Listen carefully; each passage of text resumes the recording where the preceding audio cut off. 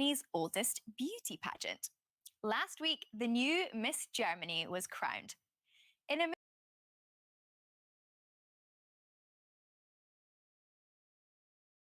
ability to operate globally. We will paralyze the assets of Russia's central. On this morning, his machines are cutting a new marble block straight from the cliff face. Here's the mountain, and we cut the block out of it. We start at the bottom and drill around the sides, nice and straight.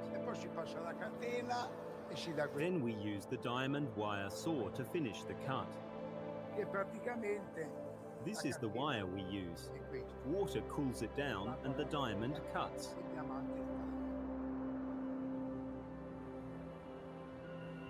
It used to take 20 days to remove a block, but now it's just 10 hours at most. Sometimes pressure is found, the vein underneath the pure marble. Due to its translucence, statuary, or star tears marble, fetches a high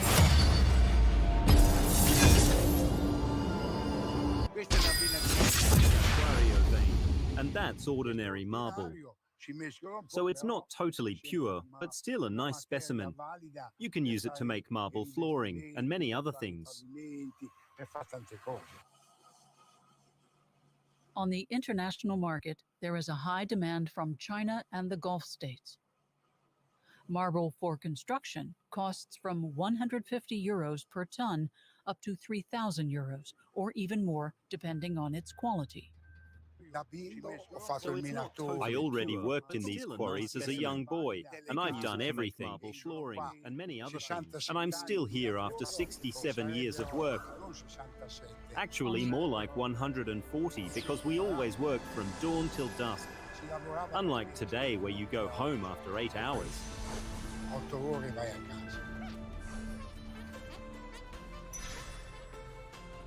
Franco Barattini isn't interested in environmental protection. He sees these mountains as a gift from nature, an inexhaustible inheritance.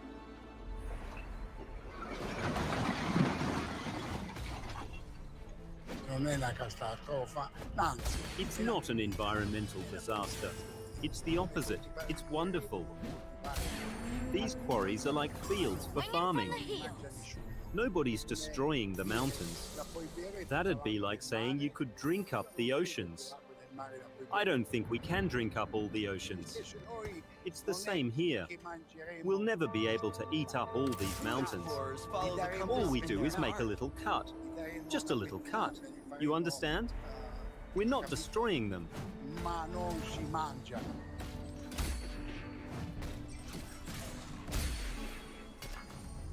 The landscape formed by the quarries, however, tells another story. Sandro Manfredi checks if a quarry has really been closed down, or he exposes illegal practices. It's the only way, he says, to stop this carnage.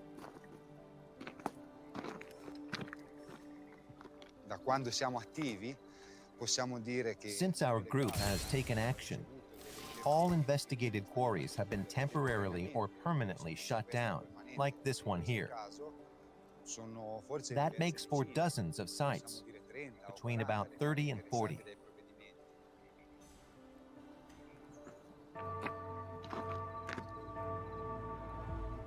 The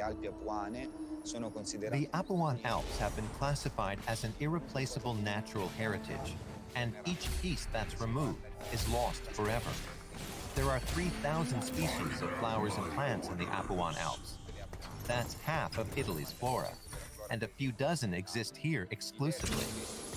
The plants spring up, live, and thrive in unique ecosystems and are directly threatened by marble excavation work. The Apuan Alps are home to Tuscany's biggest water reservoir, and the unique complex spans 150 kilometers of tunnels and caves.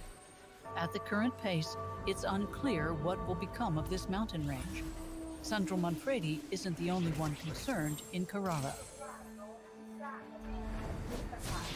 In 2014, a diverse collective emerged, including biologists, lawyers, and networkers, and some of them are meeting outside of town today.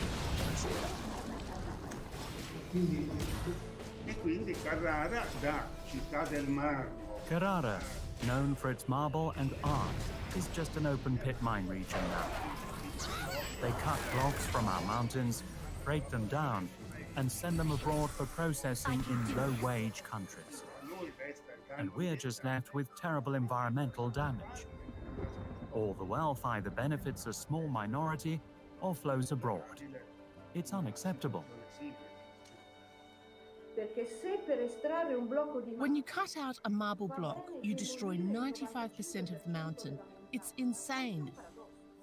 The booming business is based on destruction. It deals in violence. Unemployment among young people in Massa and Carrara is twice as high as throughout Tuscany, 3 times as high as in Italy overall.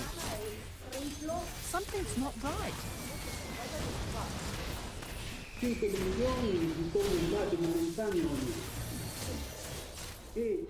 5 million tons of marble are excavated from our mountains every year, and just 50,000 tons of it are used for sculptures.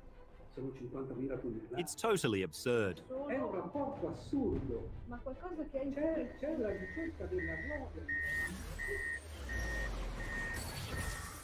Today, only 1/4 of Carrara marble is excavated in blocks, while the rest is crushed into pebbles and transported downstream to Omia, the global leader in this highly lucrative market.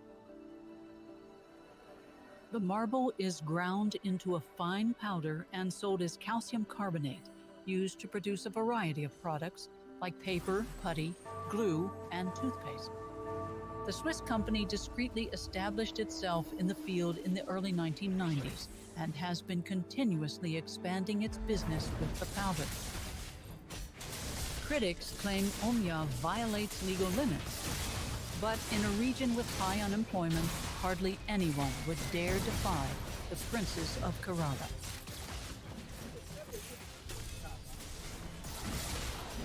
The only politician willing to speak to us here is the region's environmental director. Giacomo Giannarelli of the Five Star Movement says it in no uncertain terms. In recent years, politics, marble, and justice have been a single swamp. Pretty much every law has been violated.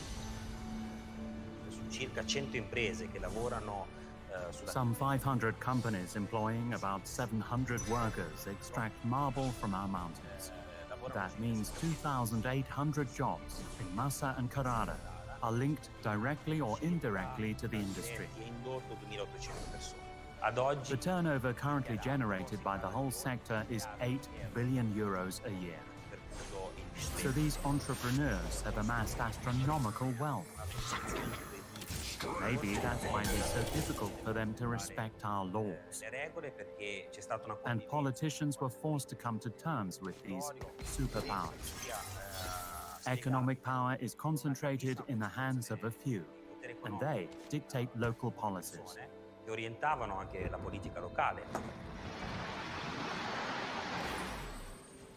In Franco Barattini's quarry, the marble block has finally been cut out from the mountain.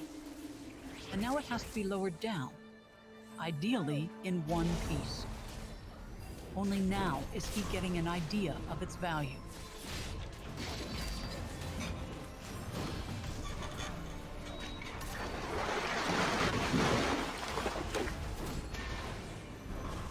The quarry owner doesn't like talking about his turnover, but he does reveal the price of this 30-ton block. I'll take a closer look at it, but it seems to be a high-quality block. We won't know exactly until it's cut to size, but this kind of block is worth about 50,000 euros. He cuts out several blocks like this one each day. And quarry owners enjoy a lot of extra leeway, since they bring business and jobs. This sometimes results in poor safety standards. There have been 11 deaths in a little over 10 years. But At 3,000 euros a month, the salaries are quite high for the region, and a significant portion is paid under the table. So when it comes to illegal drilling or waste in the mountains, no one complains. But Marmetola, a sludge made of water and marble dust, seems to be directly responsible for polluting the rivers flowing down into the valley. How can they say the Marmetola pollutes the environment? Here's the thing. The marble pebbles are crushed, and a company makes them into a powder. And we sell the waste product to that company, so they can make harmless powder. And this powder from our cutting machines is supposed to be polluting the environment? It's the exact. Very good. Not bad. Water into the riverbed. Counting about 20 different species, meaning the water quality is good or very good. Not bad.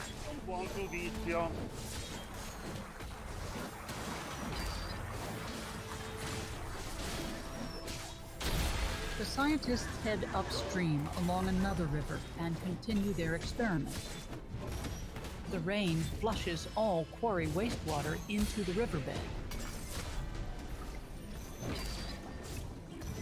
It's useless. Look, no animals. How are they supposed to live buried under this marble sludge? It's unspeakable. There's nothing left alive in this river. When modern conveying equipment emerged here in the 70s and started being used to direct the Marmetola into the rivers, that was the beginning of the end. Everything is covered in Marmetola, like when a landslide buries the buildings in a city. It's a biological wasteland.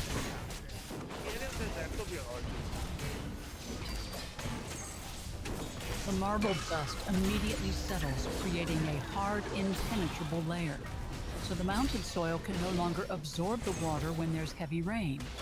And that's exactly what happened in 2014. Terrible floods hit the city. Torrents of water rushed down the mountains unhindered and caused the river to burst its banks. The quarries were immediately identified as the cause, and it came in the wake of two previous ones, in 2003 and in 2010. But this time, residents expressed their rage in front of the town hall.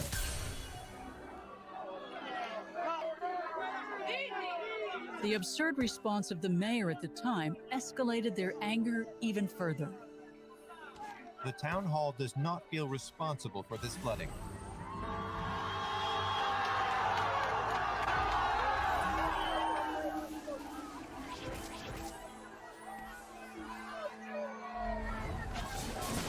The mayor was escorted away under police protection.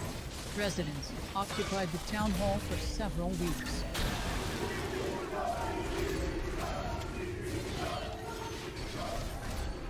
For the first time, the people felt responsible for the quarries. Before, no one saw the connection. In the past, the waste from the quarries acted a bit like sponges when it rained. They limited the risk of flooding. But today, they are no longer a protection. They are a danger. In any case, quarry owners like Franco Barattini are digging in their heels, claiming industrial marble production has priority.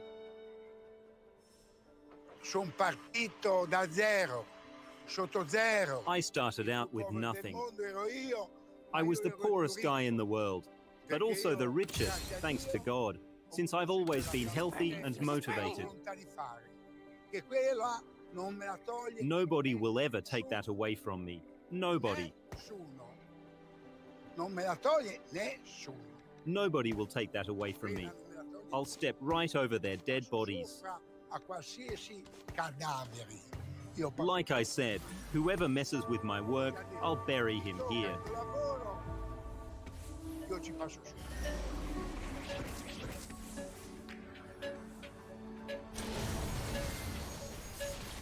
Faced with the obvious impotence of the authorities, Sandro Manfredi had no choice but to denounce the quarry's illegal practices, putting himself personally at risk.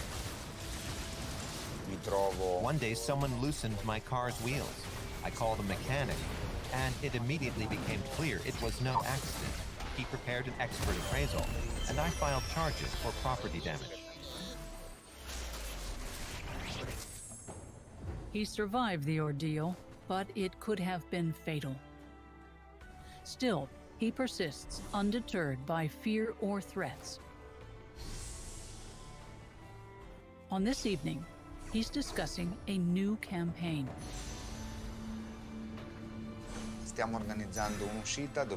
We're planning a tour with my friend Alberto, a director and environmental activist.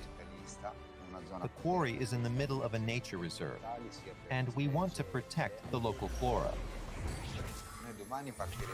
We're heading off into the mountains here early in the morning, and we're taking a back way through the forest so the workers don't see us. We'll have a good view of what's going on in the quarry from up above.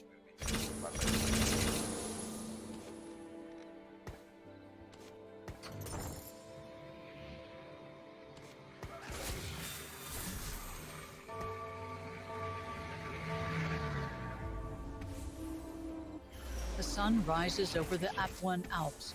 Sandro and Alberto always leave early in the morning. They have been monitoring the quarry workers for years. It's nice here.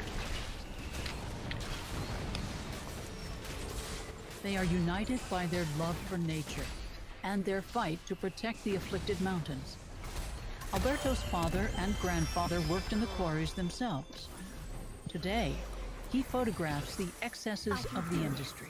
Do not make my hammer mad. Make sure they don't see us. The environmental activist is set to testify in a case about this very quarry. To date, the owner has managed to escape the consequences of his actions. This quarry has an unusual story. It was actually supposed to be shut down. But after an appeal to Italy's top administrative court, he was allowed to open it again. But he has to store his waste on the premises, which is highly unusual. You can see the heaps of crushed marble from here. Legally, he should actually be required to transport it down into the valley.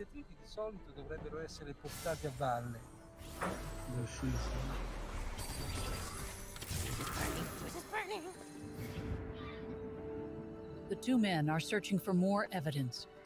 This footage, taken a few months ago, clearly shows how the trucks are dumping waste in the middle of nature. But it's clear to Sandro Manfredi why no one is penalizing them. The owner of the quarry is a very well-known corrupt politician. He could always wriggle out of it, thanks to his connections, and continue to work despite these violations. Jinx? Stands for Jinx.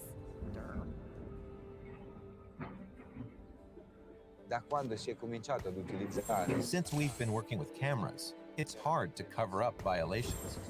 And when you recognize, film, and report them, the authorities have to follow up on them, or at least act like they're doing their job.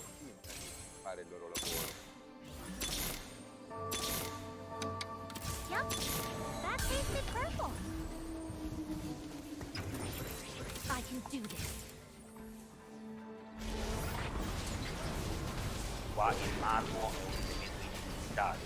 Marble has shaped the local identity here since Roman times. This is a unique raw material, a gift of nature. It can only be found here. We should emphasize this. No one wants to close the quarries. Rather, They should become environmentally friendly and socially and economically benefit the region, because we have never had that before.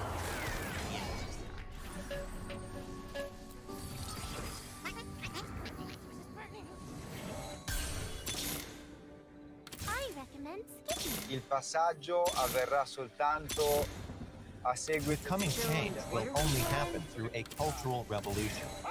possono essere This can all happen very quickly if politicians and the population pull together. collettiva di andare in una direzione The unica. quarry owners are unlikely to accept this change. Accetteranno il cambio They will not give up a relatively high standard of living just like that. dato.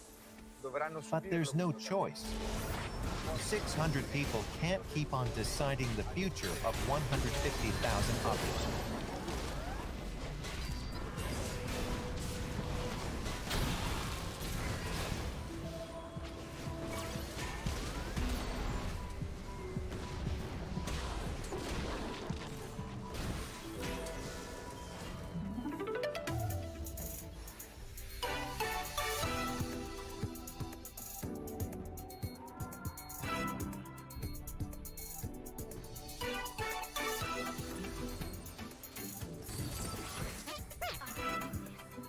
Do not make my hammer mad.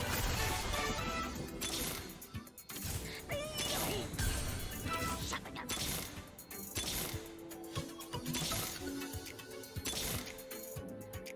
Metal is harder than flesh.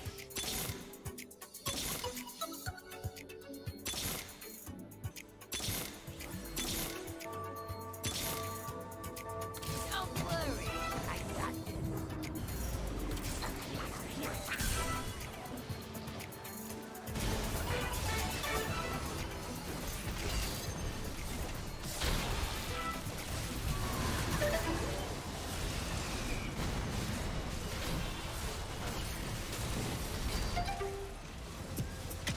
Algae, the super plants of the future.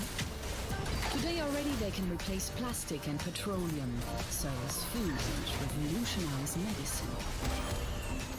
And are treated as climate savers. Worldwide, their powers are increasingly being deciphered. Algae, an unknown raw material. In 75 minutes on DW.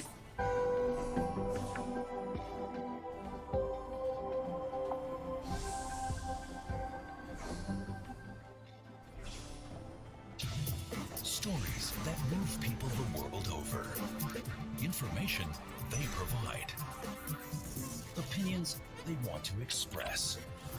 DW on Facebook and Twitter. Up to date and in touch. Follow us.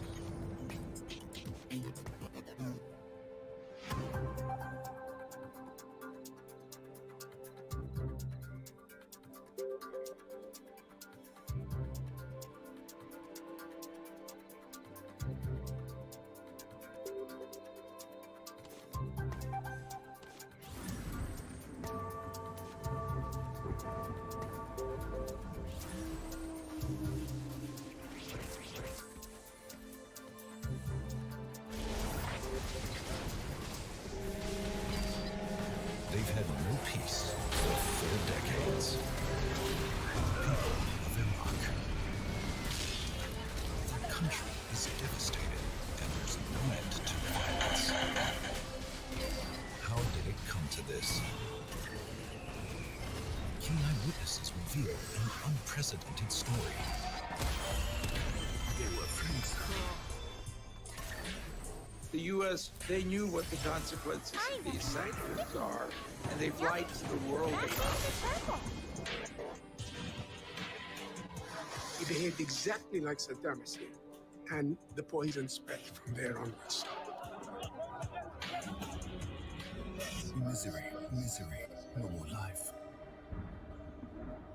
The great documentary series, Iraq, Destruction of a Nation, starts March 4th on DW.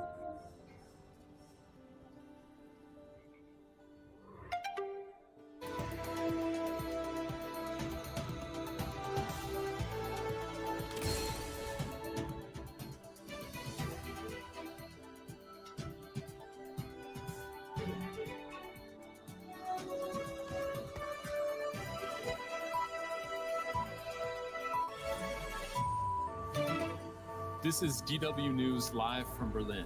Germany does an about-face and agrees to send weapons to help Ukraine battle the Russian invasion. In a significant policy shift, Chancellor Olaf Scholz approves the delivery of anti-tank weapons and missiles. Scholz calls Russia's action a turning point in history which threatens the world order. Germany also vows to pressure over SWIFT. Berlin now on board as the EU and other Western powers announce a coordinated move to limit Russian access to the global payment system. Also coming up, Russian artillery launches into a second night of shelling, increasing the pressure on Kiev. Residents of Ukraine's capital are seeking shelter underground. Many of Kiev's 3 million residents remain in the city to defend it from the Russian invasion.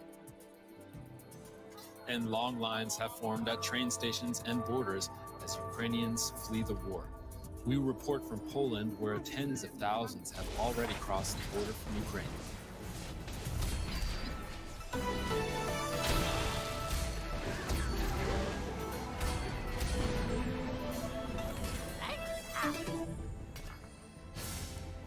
I'm Amien Isov. Welcome to the program. In a major shift in foreign policy, Germany has agreed to support Ukraine with weapons as it resists Russia's invading forces. Berlin backtracked on a long-running ban on weapons exports to war zones and says it will now send anti-tank weapons and missiles. The policy shift brings Germany into line with other Western allies supplying arms to Ukraine. Earlier, Chancellor Olaf Scholz met leaders from Poland and Lithuania to discuss imposing tougher sanctions against Russia. That's on top of measures already announced by the European Union and the United States. Ahead of the meeting, Poland's prime minister was highly critical of Germany, saying Berlin's previous decision to only send 5,000 helmets to Ukraine was a, quote, joke. I'm joined now by Thomas Ernde. He's a member of the German parliament for the conservative CSU party, which sits in the opposition, and the vice chair of the Foreign Affairs Committee. Mr. Ernde, the German government has long argued that it won't send weapons to conflict zones because of a historic responsibility, as the word has been used. Is that responsibility over now? No, that responsibility is not over now, but I think what we derive from our history is basically the responsibility to protect the democratic and sovereign state against an aggression. And in the beginning, it was always said that we need to keep up the diplomatic channels, and therefore we do not deliver weapons. But I think that is definitely over now, and so we need to do everything to support the Ukrainian people and the Ukrainian military, and therefore it's a good decision, and I'm glad that the government took the decision today to deliver weapons. Well, many could argue that aggression against a sovereign state is one of the reasons why most conflicts happen. So what is different in this case? Well, I think it's in front of our door, basically. It's in the middle of Europe. It's aggression.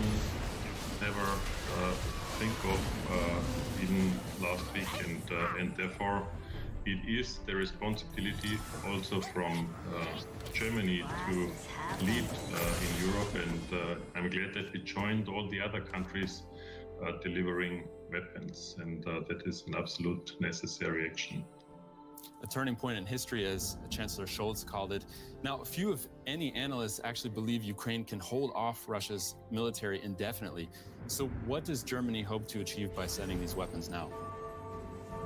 Well, I mean, the aggression needs to stop, and I think the Ukraine army and the Ukrainian people are doing an heroic job in resisting the Russian aggression, and of course Germany stands with Ukraine and needs to stand with Ukraine, and that's why we need to support in any way we can do, and that includes sending weapons, military equipment, money on one side, but also supporting and leading all the decisions on sanctions on the other side.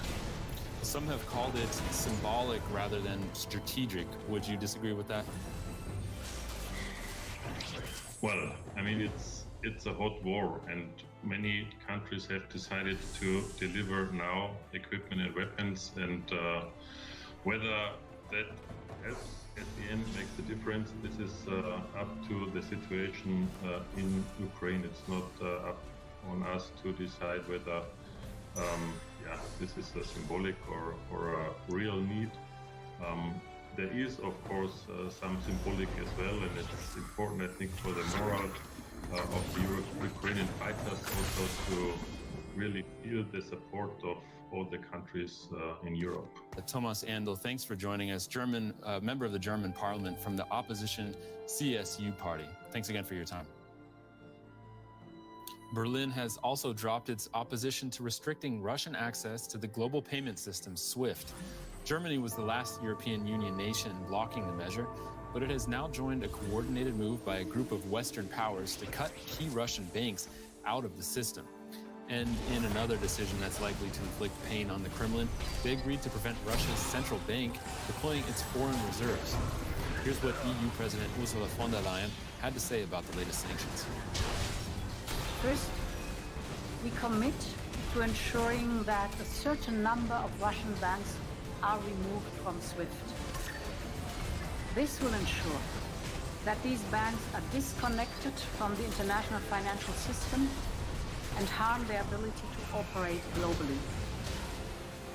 We will paralyze the assets of Russia's central bank. This will freeze its transactions, and it made it impossible for the central bank to liquidate assets. Let's cross over now to DW correspondent Bastian Hartig in New York.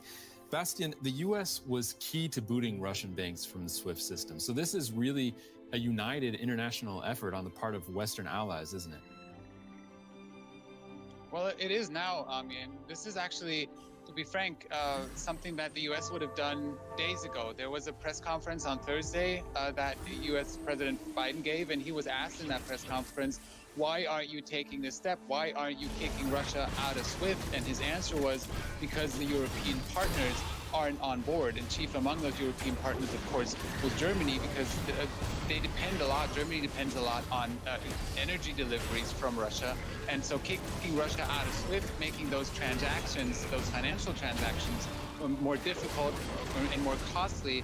Germany was afraid that that was going to hamper their ability to get energy from energy deliveries, gas, coal from Russia. So that's why they were against it. But now, as it seems, international pressure just got too big in light of what we're seeing happening in Ukraine and the Russian aggression and the war that Russia is waging there, that in the end, Germany and other European countries finally caved, and they saw that they had to agree to this and to this sanction that is now being slapped on Russia, and that experts say is one of the most severe economic sanctions that the West can impose on Russia.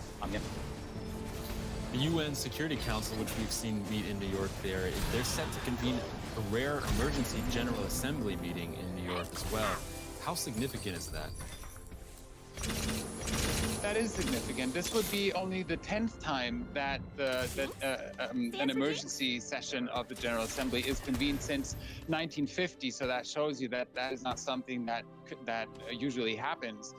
There's going to be a vote tomorrow if that session should be convened, and then if the vote is yes, which is very likely, then that will happen on Monday. Then you can be assured right now, Amien, there's diplomats writing up the resolution that is going to be introduced at that session. Chief among them, the United States, who's leading that effort, and they will present that resolution to 193 states in the General Assembly, and that's why this is so important, because this is the only body in the world that has all the world's countries in it, and if they vote in favor of that resolution condemning Russia of its actions in Ukraine and demanding of Russia to withdraw immediately troops from Ukraine, then that will isolate Russia on the international stage, and it will show that it's acting against the will of the majority of the world's countries. Now, that's why the drafters of this resolution, they're going to be working frantically to get as many countries on board with this as possible. They're going to be probably looking to get north of maybe 100 votes in favor of this resolution. That's what they got back in 2014 after Russia annexed Crimea. Now, in light of the fact that this aggression seems much more severe than the annexation of Crimea, they will probably hope to get more than that. So that's what we're going to be waiting to see. That vote will probably take place around Wednesday of next week. It'll be interesting to see how that plays out. Now, U.S. President Biden also called for more weapons to be sent to Ukraine. Tell us more about that.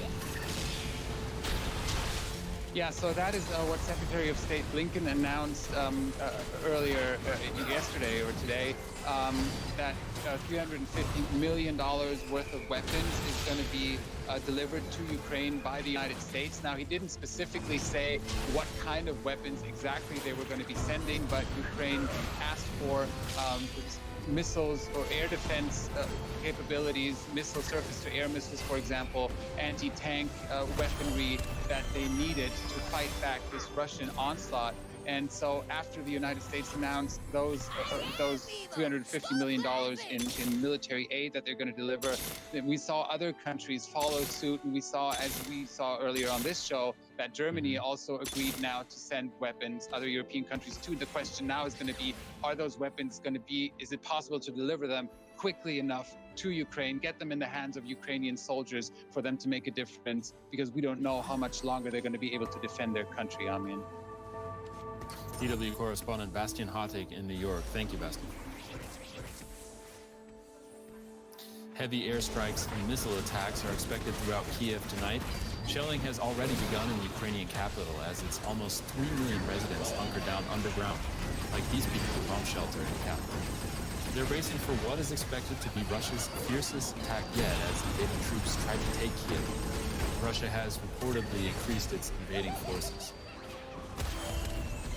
The Ukrainian government has asked its citizens to help defend the capital, and President Volodymyr Zelensky is still refusing to leave, despite being the presumed target #1 of the Russian invasion.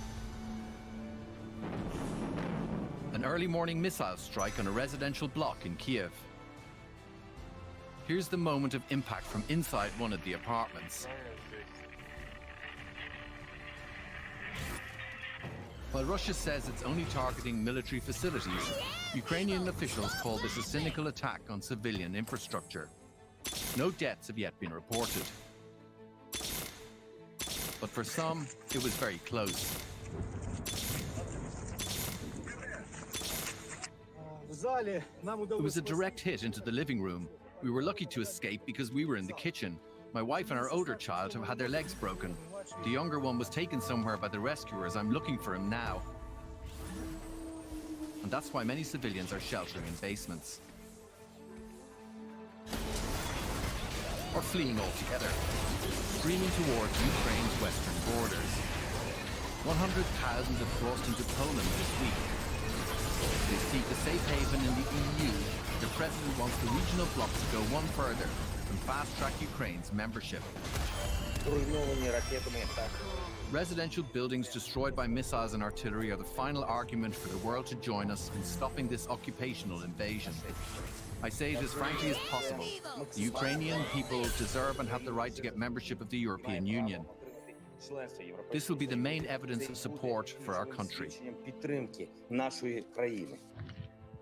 Still, his forces claim they're repelling the Russian advance. Moscow says it's launching missiles from both the air and sea. The two countries fighting a propaganda battle as the war rages on.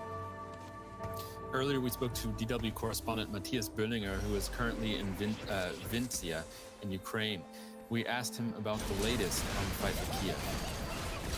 Fighting has been intense in Kiev for the last few days. Of course, a lot of things are hard to say, but it seems that fighting has even taken place in the city, in some of the outer districts of the city, possibly also inside the city, where we have had information, but it's unverified, that sabotage or groups of fighters have somehow emerged there. However, there has been fighting around airports around Kiev.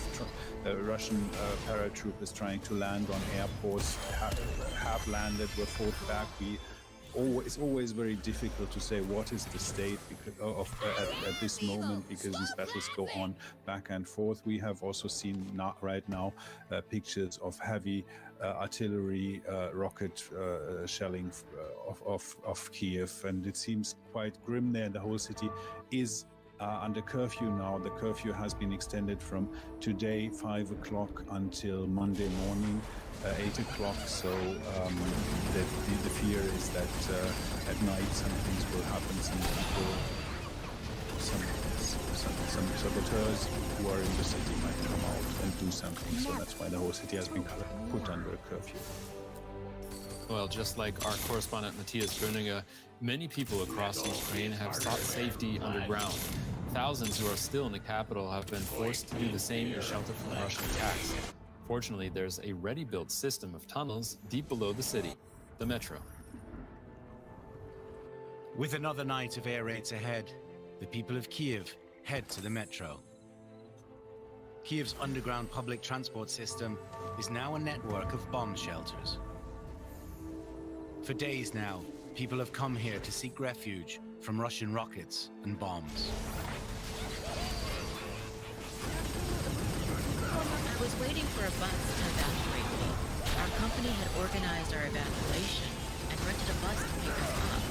But now the bus can't enter the capital. I stayed at another station first, and now have moved here. To serve as bomb shelters is exactly what the underground system was designed for. It was built after World War II, when the Soviet Union feared a nuclear war. The deepest station is more than 100 meters under the surface. I am evil! Stop laughing! It's very safe here, I think. I don't know whether it really is, but at least it feels safe here. After the Russian attacks began, many people fled the city, but some are refusing to leave. Kyiv is being protected. I come down here to wait until it's safe to go out. I have no other plans. I trust our army, and I trust that it will end well. I have no desire to leave Kyiv or Ukraine. It's a particular irony that the first time the shelters are being used is under an attack ordered from Moscow, the former Soviet capital that once ordered this underground network to be built, when Russia and Ukraine were part of the same country. The Russian invasion of Ukraine has sent tens of thousands of people fleeing their homes since Thursday. Huge crowds have been waiting at train stations to travel to the border and cross into neighboring countries. These scenes from Lviv in western Ukraine show the fear and frustration. There's not enough space on the trains to carry everyone to safety. Men are forced to say goodbye to their families as they're not allowed to leave because they've been called up to fight. Many of the refugees have headed to Poland. Our reporter Monika Sierecka has sent us this report. Their homes since Thursday. Huge crowds have been waiting the Polish-Ukrainian border in Medyka in southeastern Poland. Since Russian forces invaded Ukraine, around 100,000 people have crossed the border seeking refuge. They say there are long lines of cars trying to enter Poland. Many of the new arrivals are met by friends and relatives on the Polish side, including Oksana Dubovenko. She and her family have a grueling 30-hour journey behind them.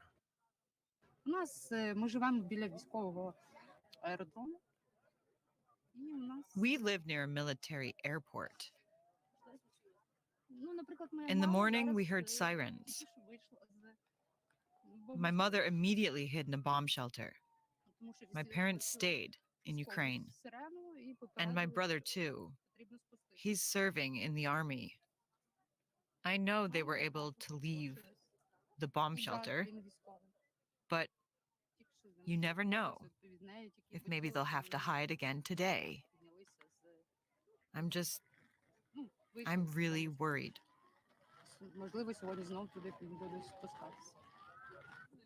Anya also had to leave her loved ones behind. Her mother is not allowed to leave Ukraine because she works for the military. The 17-year-old is still in shock. I was afraid that people would trample me trying to cross the border. But now I believe that things will go well. But I fear for my family and for Ukraine.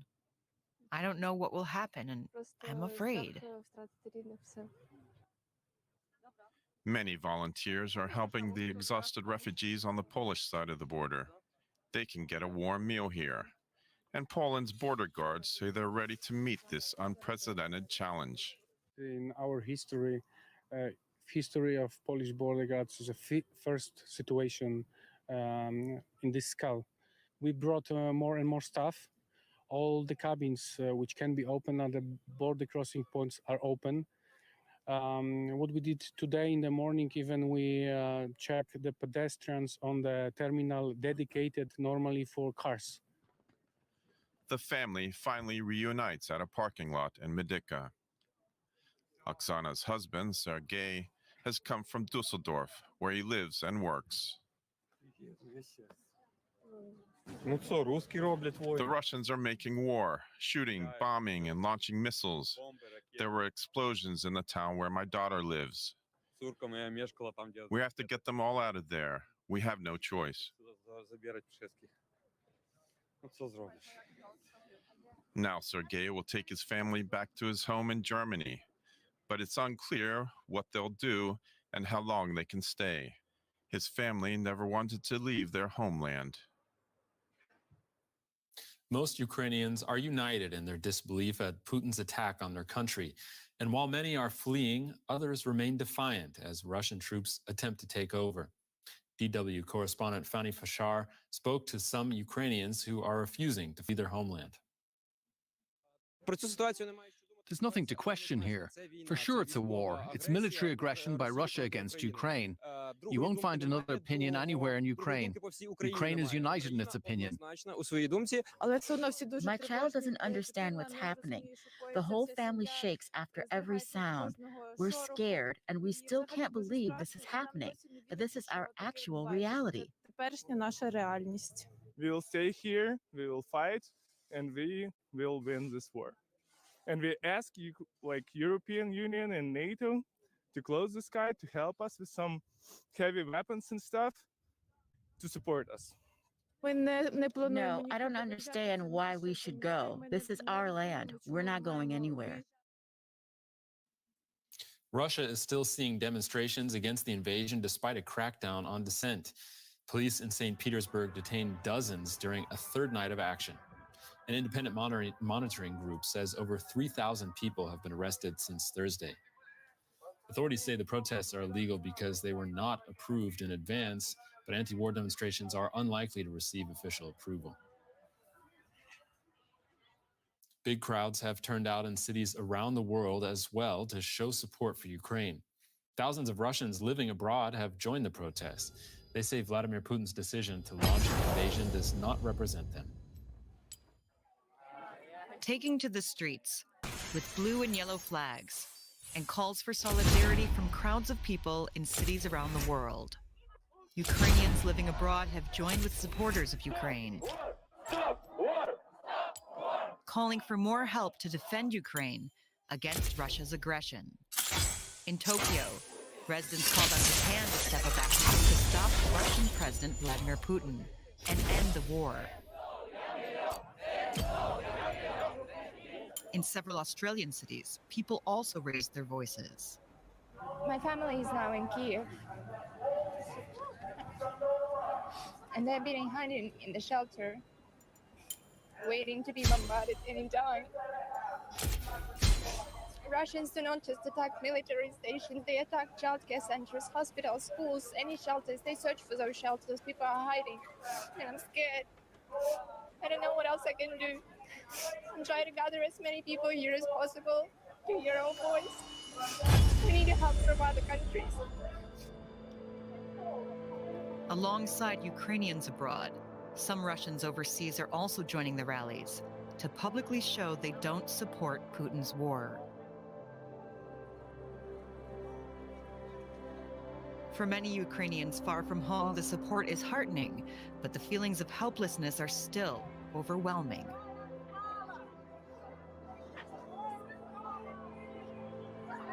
Everybody's scared. Everybody's suffering. The women and children are not agreeing to leave their men behind. Men are fighting, and it's scary and it's devastating for everybody. In the night from Friday to Saturday, it was widely reported that Russian troops were about to take over Ukraine's capital, Kiev, but they didn't. I am like so proud of our Ukrainian military because they're defending our country, and I am sure that they will stay till the end.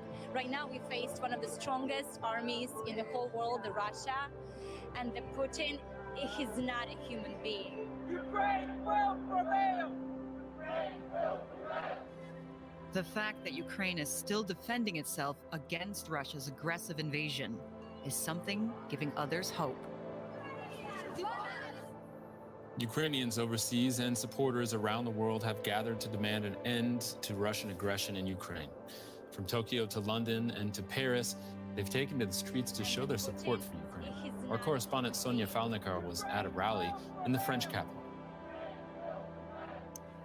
There's a big turnout here at Paris' historic Place de la République, where organizers say about 2,000 people have rallied in support of Ukraine. Now, the mood is somber here among Ukrainians, I spoke to earlier, and they're in a state of grief and anguish at what is happening back home, fearful for friends and family who are still in the country, all of them calling for an end to the bloodshed, and calling on Europe to do more to impose a no-fly zone over their country, calling on Europe to stop President Vladimir Putin and to stop his war machine, as one protester put it.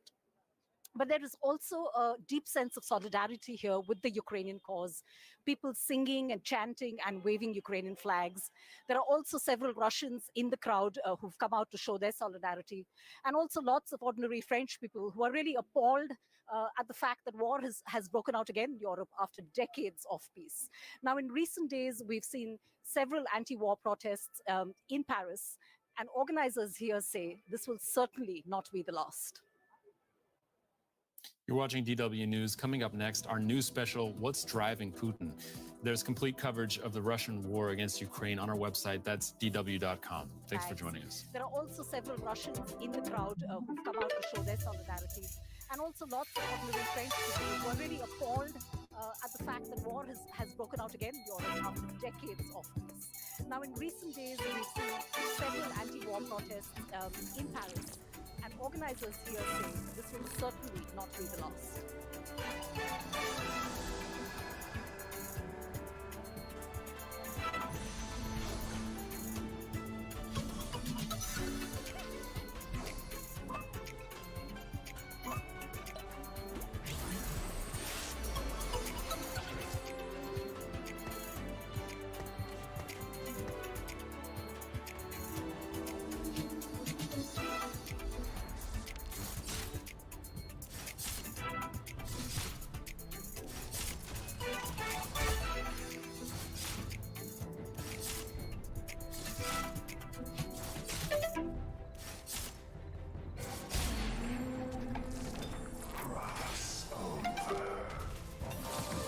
War in Ukraine. What's driving Putin? To him, Russia is on its way to old greatness. But what does that truly mean? Where will his ice-cold agenda lead? A search for clues. What's driving Putin? On DW News.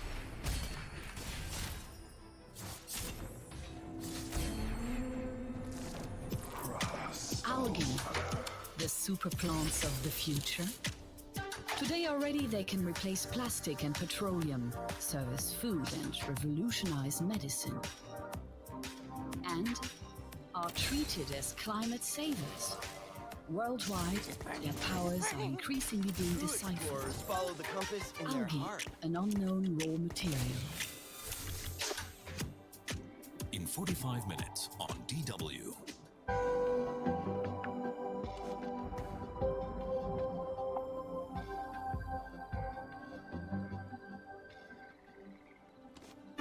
The amount of plastic is increasing every year. For many in Ghana, working on landfills is the only work there is. Holiday destinations are drowning in plastic waste. We rewind and take a look at the causes. Every year, Europe exports over 1 million tons of plastic waste. Death by my hand. Is there another way? After all, the environment isn't recyclable. Make up your own mind. I can do this. DW, made for minds.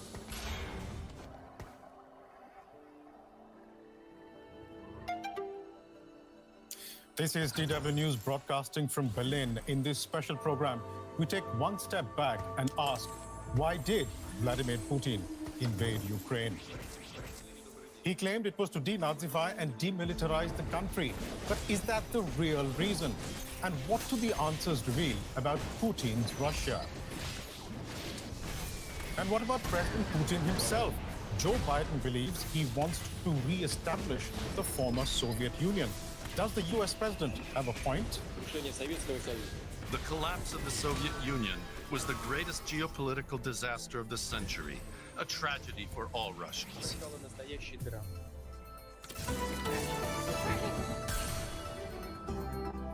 True explorers follow the compass in their heart. I'm Birish Banerjee. Welcome to this special program on Russia's invasion of Ukraine. In the next half hour, we'll look at the real motivations behind Vladimir Putin's attack on a sovereign nation and how the events of the Cold War inform the Russian president's worldview. But first, a look at Ukraine and its citizens, an independent people facing a war forced onto them. Disbelief echoes through Ukraine's city. An ugly war that is destroying homes and hopes. I never thought that this would happen. I never thought this would truly happen in my lifetime. We wrote poems about the Second World War. I myself am a teacher. We studied the history, but we never thought that it would happen here. Olyena Kurylo has lived in this apartment block in the city of Tuguyev in eastern Ukraine. It has become uninhabitable.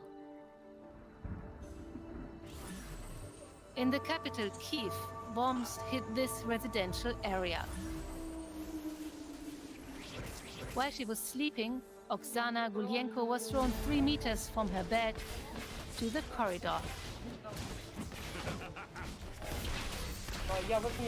I was completely confused. I didn't understand what was happening to me. It was as if I was lifted up and dropped. Then I heard screams, sounds. I got up and saw all the windows smashed, broken glass. I quickly gathered a few things, documents I had prepared, and I ran out into the street.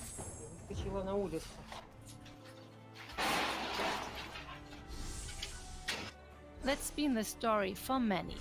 Those who can have rushed to leave the city. The result, thousands of Kyiv residents stuck in traffic. Especially children are traumatized. One Kyiv resident who had fled with his family describes their experience. It was a hard moment, I would say, because you always have this dilemma what to tell to your kids. On one hand, you don't want, on one hand, you don't want to scare them, but on the other hand, you don't want to lie to them. And we decided to tell them the truth, and we tell that the war started and that we are in danger, and that's why we need to go to our grannies because it's a safe place now. But in Ukraine, hardly any place seems safe.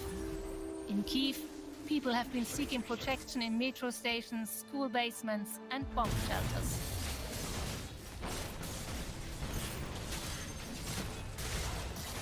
I guess this is a bomb shelter that is close to my house. So, let's see. We're sitting at the shelter, in the bomb shelter, and checking the news constantly. We were told that something might happen around 5 p.m. So we're just waiting. Others gathered in an improvised shelter in a hotel. Alyona Takchenko is a cook here, but going up to work is not an option. It's hard, but I'm holding on. Have you slept today? We were sleeping, but an explosion woke us up 4:20 a.m. near our house. A missile was shot down. What happens next, no one knows. But it seems certain that many more Ukrainians will suffer before the fighting stops. And DW News teams are on the ground reporting on the fighting. Correspondent Fani Fachar was in Kyiv and sent us this report on what people in Ukraine's capital city are experiencing. You do see the fear in people's eyes, regardless whether they say that they stay put and they want to resist with or without arms. But that fear basically results in different reactions. Some people left or trying to leave Ukraine. There are long, long queues that are forming both on the highways towards the west, long queues forming at gasoline stations. People were packing up on food and basic things at the few supermarkets that were still open here in Kyiv.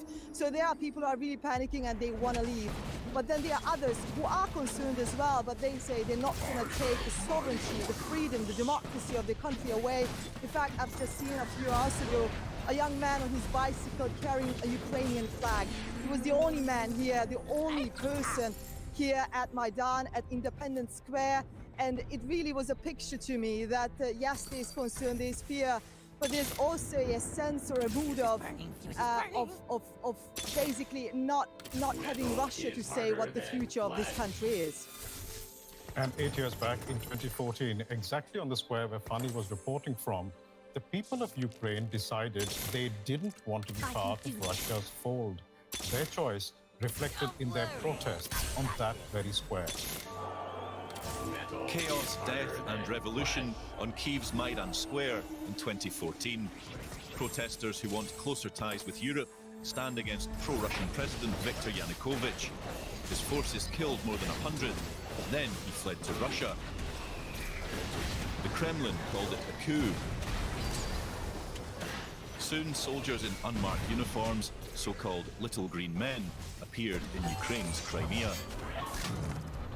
A Crimean referendum on whether to leave Ukraine and join Russia was rejected as illegal by the international community. But it was followed swiftly by Russian annexation of Crimea in March 2014. I can do this. Do not By early summer that year, an insurgency against Ukrainian rule had broken out in the eastern Donbass region.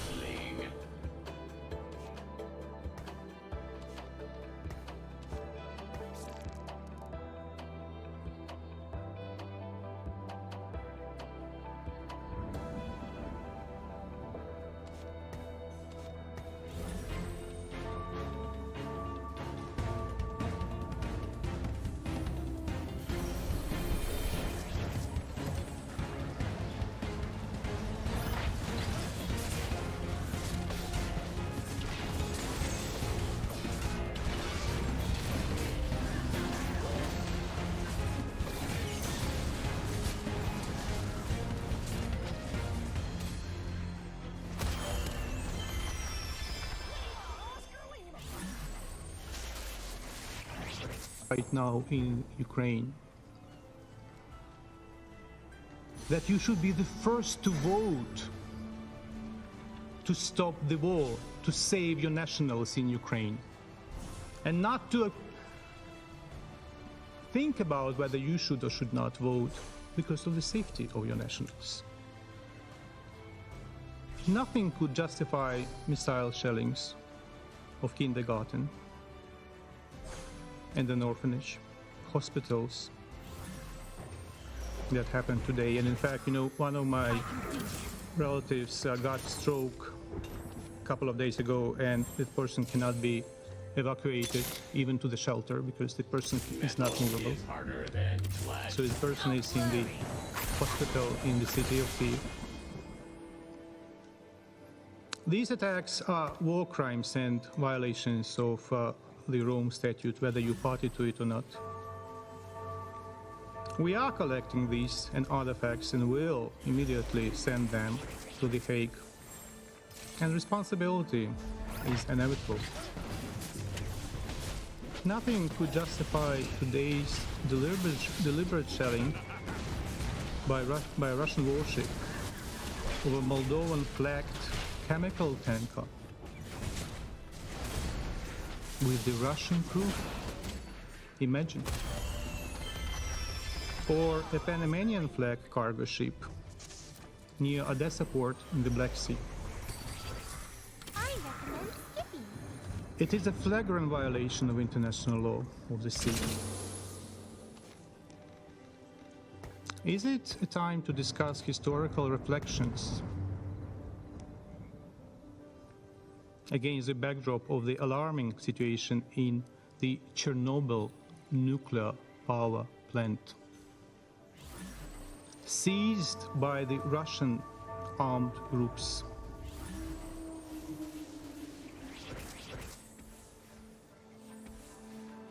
They detained the staff of the nuclear power plant, not allowing them to rotate as required by technical safety rules.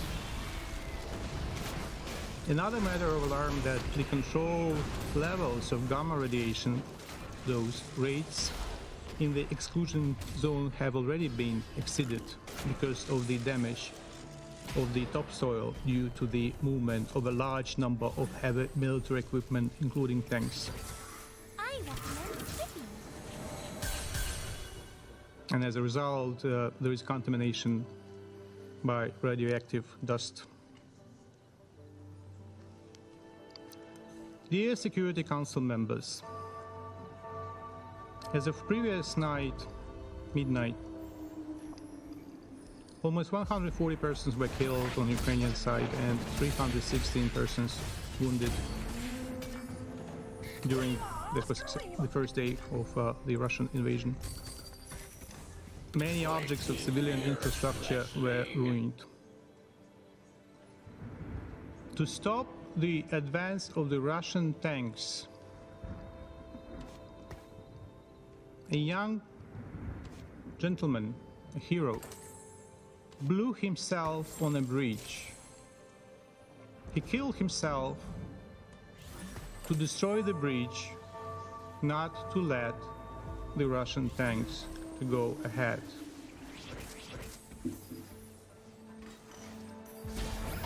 But the destruction takes place not only in cities.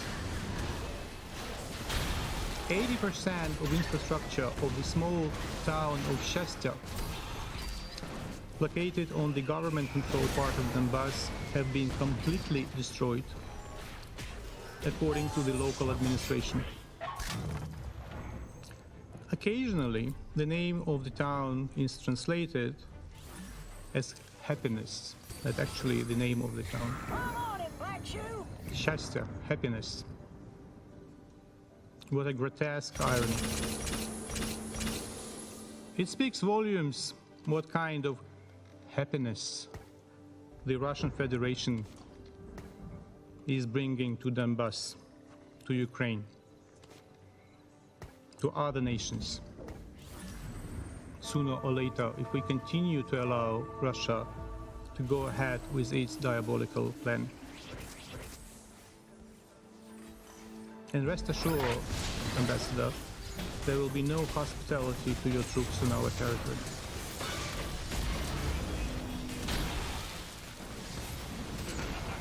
Ukraine has been executing its right for self-defense according to the Article 51. It's not the Russia that executes. Your perverse reading of the Charter is so sick that it's impossible to interpret. Calling occupational troops peacekeepers, claiming the right of self-defense, lunacy. The Russian troops are suffering heavy losses. Aircraft, helicopters, tanks, trucks, and most importantly, personnel. You can stop the vote in this chamber. But what may stop the war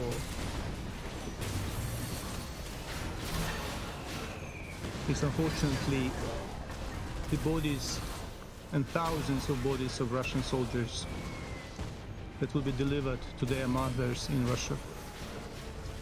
Whether you like it or not, because we have to defend our territory, we have to defend ourselves on our territory.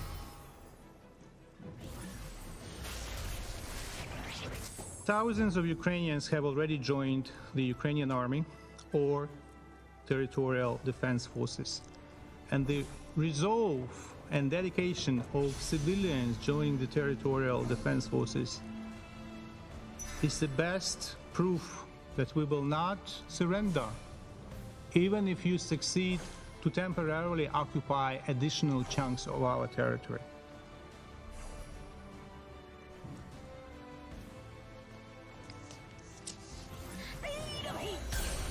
Ukraine has broken diplomatic relations with Russia, something that had to be done 8 years ago.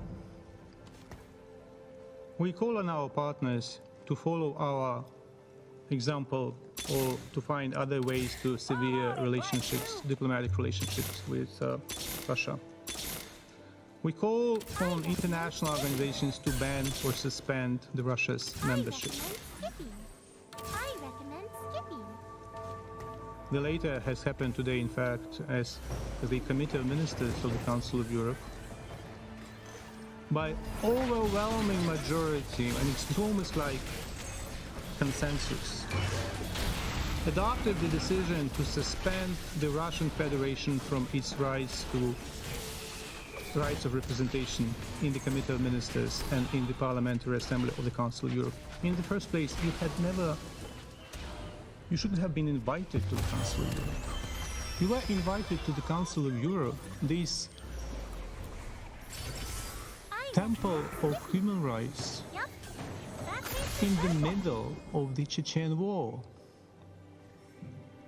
In the very middle of the Chechen War, even before the Khasav-Yurt agreements. For hypocritical political reasons, the Europeans then were of the opinion that it's better to invite you, and you were invited in the middle of the war, killing thousands and thousands of your own citizens in Chechnya.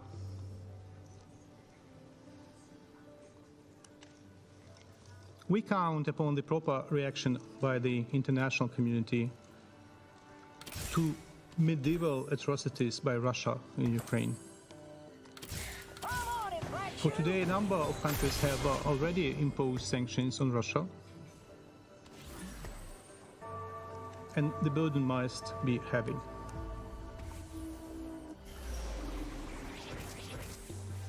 And if you say that sanctions is nothing, but I'm sure that the bodies of killed soldiers of Russia is not nothing, even if you are completely diabolical. We are sincerely grateful to the UN for its prompt decision to support the humanitarian response in Ukraine, as well as we highly commend the UN efforts to encourage major humanitarian donors to make additional funding available. I thank the Secretary General for his statement to this effect. And I have a plea. Stop harassing the Secretary General. Stop attacking him. Show respect to the institution. Stop wiping your feet of the Secretary General, who is a very nice person and a dedicated supporter of the UN Charter. We remain open for negotiations, but don't put words in our mouths. Don't manipulate with our statements about negotiations. We are sick of your interpretations. Speak on your own behalf. Do not speak on our behalf. This was stated by the President of Ukraine, that we are open to negotiations on a permanent basis, and we have been saying that all along. It is you who killed Normandy 4. It is you who killed the Minsk agreements.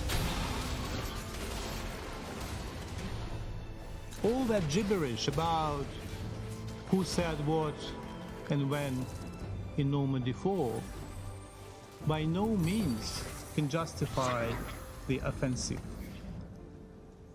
By no means can justify thousands and thousands of your troops on our territory. Your today's call of your president to the Ukrainian army to remove the government of Ukraine?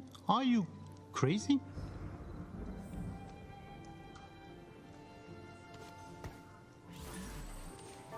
Show respect for the core principles enshrined in the UN Charter. Sovereign equality, non-use of force or threat of force against territorial integrity and political independence. In my opening remarks, I said that parents of ambassadors here, all ambassadors but you, are proud of their children. And children of the ambassadors are proud of their parents. It's so painful to think what your family think about you when you lie every day. The Russian people deserve peace, democracy. The Russian people deserve liberty, and they will have it. If not tomorrow, because tomorrow is not possible, then probably in the near future. Thank you. The list of speakers is exhausted. Prior to concluding today's meeting, I wish to comment just on one thing and to calm members of the council. There was a lot to comment on the representative of Ukraine. I believe the abortionist at his conscience, on his conscience, this is a matter of his conscience, that is the abortionist with which he addressed the council. But I say one thing. This is a report yesterday, the Russian Defense Ministry. Yesterday, 24 February, the units of the Russian paratrooper division took full control of area in the Chernobyl nuclear power plant area. Military services took by Ukraine, an agreement was reached about the joint provision of security for the sarcophagus and other units in the power plant. We do not want Ukraine to generate a dirty bomb. The representatives of the Defense Ministry noted that personnel of the stations continue to carry out service there, and they are monitoring the radioactive situation, their radioactive situation. And this is a report from Vienna. The level of radiation in the Chernobyl nuclear power plant is low. The threat to population does not exist. This was announced on Friday by the Director General of the IAEA. The list of speakers is closed. The meeting stands adjourned.